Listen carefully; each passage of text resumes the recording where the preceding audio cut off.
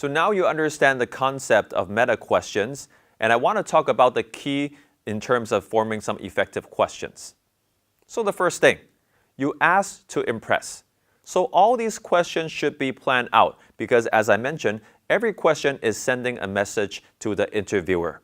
So if you have some more random questions which you're curious but not that critical, what I would suggest is leave these questions to a later stage, which may be after you got an offer. Or maybe if somehow you already know someone in the company, it would be also better to clarify those questions through a personal conversation. The second thing is, be genuine. Sometimes people just say, oh, I'll just try to make up some questions. From an interviewer point of view, it's pretty easy to tell. So again, the interesting thing is you need to make sure that the question is implying a good message, but at the same time, it's something that genuinely you're interested in. Finally, is try to make it conversational.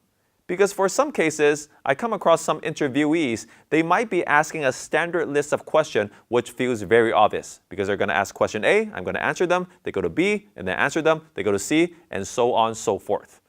So that doesn't form the best impression that you're hoping for. So what you want to do is during that answer, you might want to follow up with a few questions.